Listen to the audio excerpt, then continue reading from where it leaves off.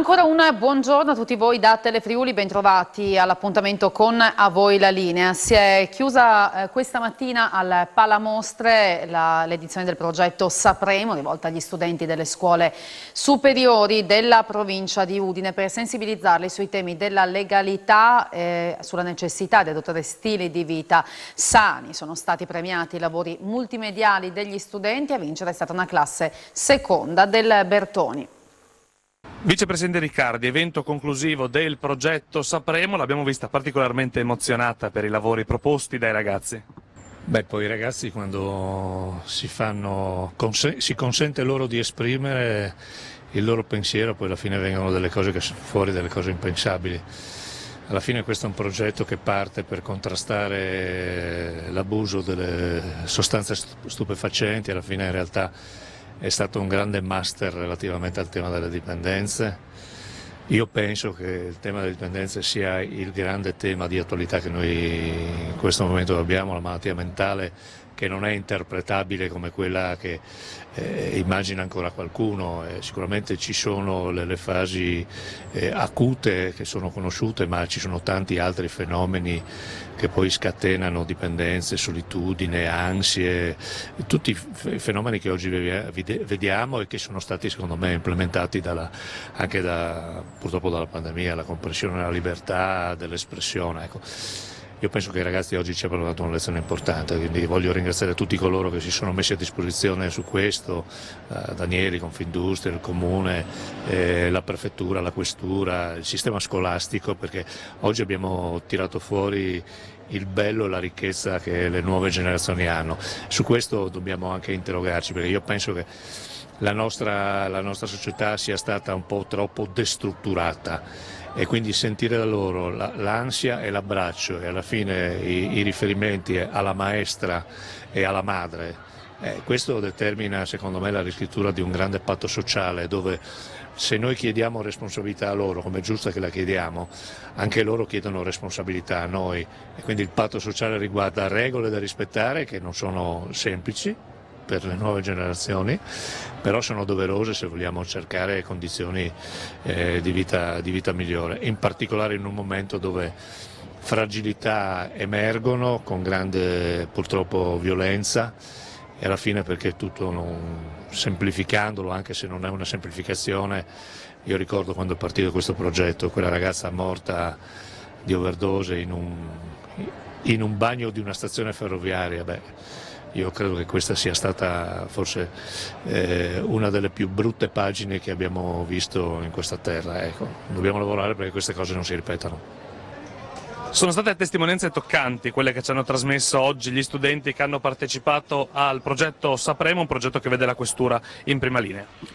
Sì, il progetto Sapremo è nato nel 2018 e si è sviluppato quasi tutto durante la pandemia che è stata una grande palestra proprio per tutti noi, soprattutto per i ragazzi, per provare cosa vuol dire essere responsabili ed essere artefici con il rispetto delle regole della propria salute e della propria sicurezza. Ed è un progetto che nasce all'indomani di una tragedia terribile che ha colpito la nostra città, ovvero la morte di Alice Bros nei bagni della stazione per overdose.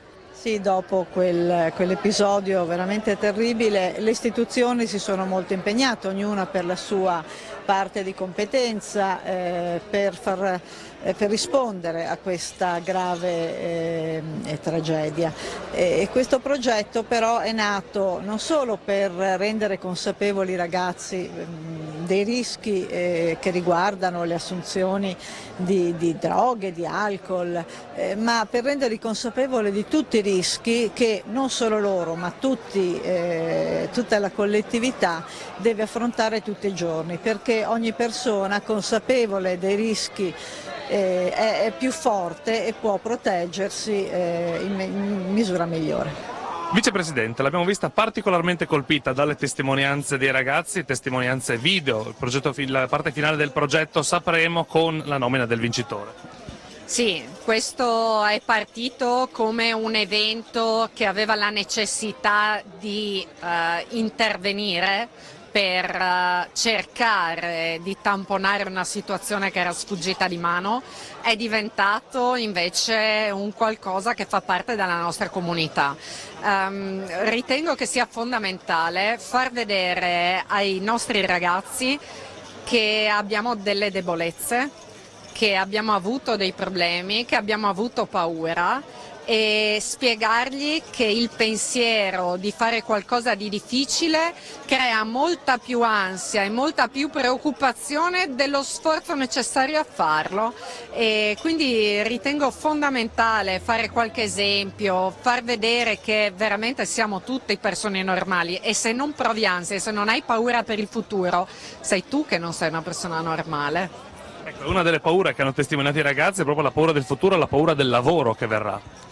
Sì, esatto, anche nell'intervento che ho fatto ho richiamato proprio questa problematica, perché da un lato loro dicono che la società non risponde alle loro esigenze, dall'altro c'è la società con le imprese che dicono che non trovano nessun tipo di competenza, specialmente alcune, ma in generale è comunque un problema.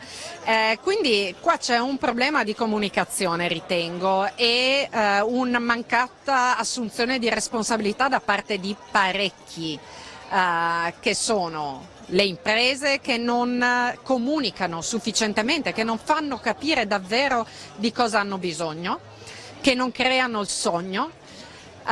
Colpa anche di alcuni insegnanti, alcuni educatori che non mutano il metodo formativo al mutare dell'ambiente che ci circonda, e quindi creano delle aspettative nei ragazzi che poi sono diverse dalla realtà, e poi anche magari una mancanza di spirito di sacrificio di alcuni ragazzi che sono abituati parecchio bene e non si mettono in discussione. Quindi siamo tutti all'interno di questo calderone, dobbiamo essere consapevoli prima di tutto, dobbiamo sforzarci, non è mai stato facile fare nulla, non c'è mai stato un periodo nel quale si riusciva con facilità, rimbocchiamoci le maniche, abbiamo capito quali sono i problemi, sarebbe veramente da stupidi non affrontarli. E noi ci rivediamo tra poco con la seconda parte di A voi la linea. Bentornati ad A voi la linea, ripartiamo dalla Fiera regionale dei vini di Butrio, la cui 89esima edizione è stata presentata oggi, in programma dal 10 al 12 giugno. Allora, per tutti i dettagli ci colleghiamo con Alexis Sabot, che ha seguito per noi la presentazione. Terminata la presentazione dell'89esima edizione della Fiera dei Vini di Butrio. Sergio Emidio Bini ha promesso, ci sarà, perché deve provare alcune tipologie di vini che non conosce, ma insomma questo è un modo per valorizzare il nostro territorio, i prodotti enogastronomici. Ma sì, una conferenza stampa molto partecipata, l'ho detto prima, e questo sta già a testimoniare l'importanza di questa manifestazione, storica manifestazione, 89 anni. Poi mi sono permesso di dare un'occhiata un po' al palinsesto e devo dire non si parla solo di vini, non si parla solo di enogastronomia, ma si parla di molto altro, si parla di sostenibilità, si parla di cinema, si parla di accoglienza ai camperisti, insomma devo fare davvero i complimenti alla Proloco di Butrio per l'impegno che anche quest'anno ci ha messo, insomma una manifestazione che ritorna nella sua forma di normalità dopo 2 anni un po' travagliati, e quindi insomma Friuli Venezia Giulia ancora patria, ancora terra di importanti manifestazioni in grado di attrarre turisti da fuori e di, come dire, far sì che i cittadini del Friuli Venezia Giulia possano godere e beneficiare delle tante ricchezze e bellezze che abbiamo. Emilio Bardus è il presidente della Proloco di Butrio, tante le iniziative legate a questa nuova edizione, come diceva l'assessore, non solo vino. Certo, non solo vino, e quando abbiamo iniziato a progettare un po' questa edizione non potevamo non tener conto di quello che ci circondava e che continua anche a circondarci, no? Quindi la prudenza e quindi tante iniziative legate, diciamo, all'ambiente, all'aperto, no? Quindi tante iniziative, abbiamo aperto il parco con tante iniziative per i bambini, per i giovani, cioè i ragazzi, insomma fino a 12 anni tipicamente, e tante qualcosa che viene fatto proprio all'esterno, anche le sue amministrazioni saranno fatte all'esterno come l'anno scorso, in modo che diciamo così ci sia un minimo, ecco, di prudenza per per tenere sotto controllo comunque la situazione, che dobbiamo comunque avere prudenza da questo punto di vista in sostanza. Ecco. Tutto partirà il 10 giugno, giornata di inaugurazione, per poi arrivare alla conclusione in Villa di Topoflorio. Certamente, no? Poi come ha detto anche l'assessore Bini, ci sono delle iniziative veramente originali quest'anno, legate appunto a questa, ad esempio, della cinema ambulante, di cui si è parlato, del sabato, e anche altre, sempre il raduno delle auto storiche, la cicloturistica per famiglie, eccetera. Sono tutte cose che legate un pochino al discorso all'aperto, diciamo, qualcosa che possa comunque attrarre i visitatori e possono far così percepire un qualcosa che si sta riprendendo, la voglia delle persone, ecco, di incontrarsi di nuovo per ricreare quella socialità che la pandemia di questi 2 anni ha un po' messo in pericolo. Insomma. Proloco di Butrio, tanti volontari, ma c'è una sinergia con altre associazioni e anche con i vini di Duino Risina. Ah, certamente, certamente. Quest'anno appunto abbiamo voluto anche noi dare un contributo a far sì che Duino Risina diventasse la città italiana del vino 2022, e questa manifestazione si colloca appunto in questo programma che loro hanno presentato e che ha permesso loro di essere. Saranno nostri ospiti in diverse occasioni, con degustazioni, anche con i vini in somministrazione alla enoteca che abbiamo realizzato appunto all'aperto appunto lì in Villa di Topoflorio in sostanza. Ecco.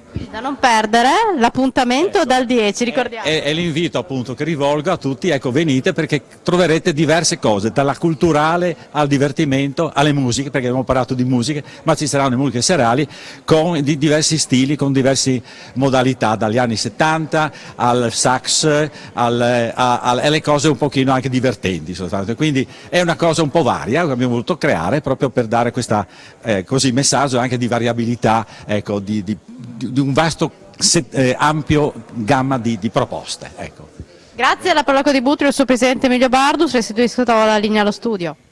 Ed è tutto per oggi, a voi la linea, torna domani sempre alle 12:45, grazie per averci seguito e un buon proseguimento di giornata, arrivederci.